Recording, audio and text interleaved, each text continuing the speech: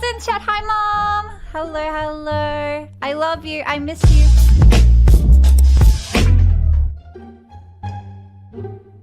Mom, I have no idea what that noise is. I've never heard that sound in my entire life of living.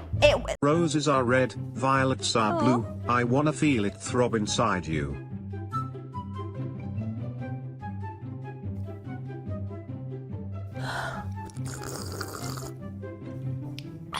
No. What did the vampire say to the teacher?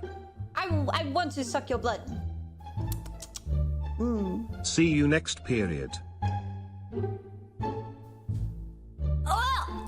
What are porn stars paid? Money. Income.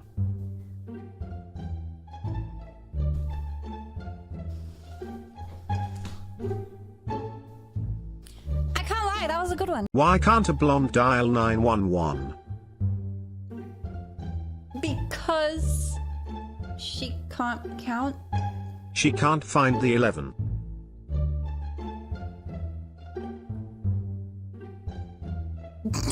The salesman approaches the farmer and says, "Good day to you, sir. I'd like to tell you about our top-of-the-line tractor. You will not find a better tractor than this anywhere, and I can see that you are a man of discerning tastes." Old Joe interrupts the sales pitch and without a word leads the man to the barn. When they get there he says, "You a good salesman. Let me tell you a story. The other day I came out to milk old Bessie. I just got sat down behind her and she kicks me with her back left leg. So I tied it to the stall. Then she kicks me with her back right leg. So I tied that to the stall too. Then she swats me right in the face with her tail. So I tied a piece of twine to her tail and looped the other end over the rafters." The salesman gives a puzzled nod and the farmer continues. "Then my wife walked into the barn and she sees me standing behind old Bessie. If you can convince my wife I was only trying to milk that cow, I'll buy one of your damn tractors."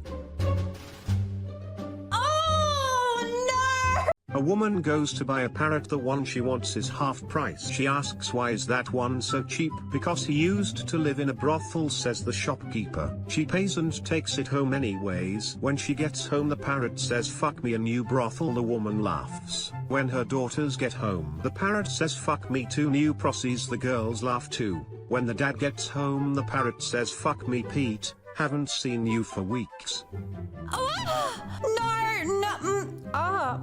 Yo, what's that dad doing? Little Johnny is sitting in class behind a girl named April. The teacher asked who created the universe. Little Johnny poked April with his pencil and April yelled, "My God!" The teacher replied with, "Yes, God did create the universe." Then the teacher asked another question. "Where do you go when you live a good life after you die?" Little Johnny pokes April with his pencil again and April yells, "Heaven to Betsy." The teacher replied with, "Yes, you go to heaven." Then the teacher asked what did Eve said to Adam after their 77th child. Little Johnny poked April again and April yelled, "If you stick that thing into me again, I'm gonna lose it."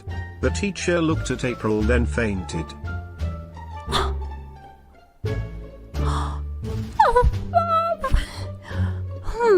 Little Johnny and little Susie are working together in a factory. Little Susie said, "You know, it's a beautiful day and I don't want to work anymore. I bet you that I can get the boss to give me the day off." What? Little Johnny says, "Oh, yeah, how you going to do that?" She says, "Watch this, the boss is coming." She gets up and hangs herself upside down from the rafters. The boss comes up and goes, "What are you doing?" She says, "I'm a light bulb." "You're losing it, you should probably take the day off." So she gets down and starts to walk out and little Johnny was following her. Boss shouted, "Where do you think you're going?" He shouted back, "Do you expect me to work in the dark?" Okay, that was clever. No.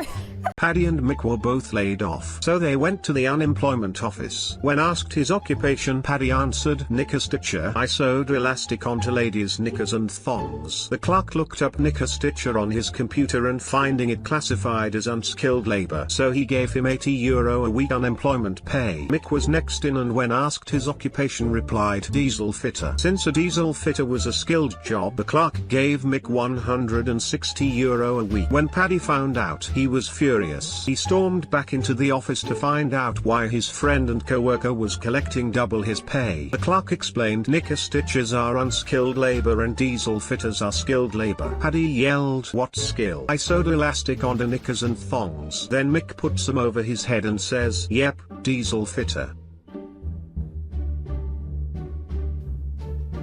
A man sat down at a bar and told the bartender, "Bet you $300 that I can piss into the cup all the way over there on the other side of the bar and not miss a single drop." The bartender said, "There is no way you can do that." "Sure, Lil, bet you $300. The man then begins pissing. He starts pissing all over the bar, spraying on the bottles and the bartender, not making a single drop in the cup. The bartender starts smiling and laughing and says, "That's it, you owe me $300. The man then gets up and walks over to the pool table and starts laughing and shaking hands with the men standing there. He walks back to bar, sits down and starts laughing at the bartender and hands him the money. What is going on? The bartender asks, "Why are you laughing? You just lost the bet." The man said, "I'm laughing because I bet those guys over there $1,000 that I could piss all over you and your bar and you would still be laughing when I was done."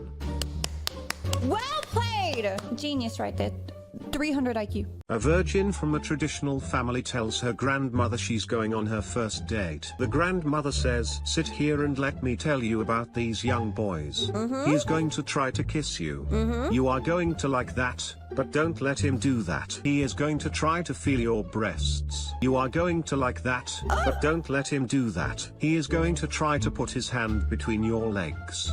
You are going to like that, but don't let him do that. Most importantly, he is going to try to get on top of you and have his way with you. Don't let him do that. It will disgrace our family." Keeping this advice in mind, the virgin goes on her date and afterwards can hardly wait to tell her grandmother about it.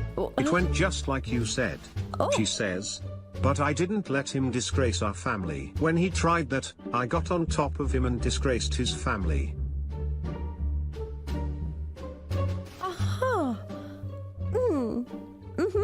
A married man was visiting his girlfriend when she suggested that he shave his beard. "Okay Ken, I like your beard, but I would really love to see your handsome face." Ken replied, "My wife loves this beard. There is no way I could shave it. She would kill me." "Oh please." The girlfriend asked again in a sexy little voice. Ken sighed and finally gave in and shaved his face smooth. That night, Ken crawled into bed with his wife while she was sleeping. His wife woke up, reached over and felt his face and said, "Oh Tony, you shouldn't be here. My husband will be home soon."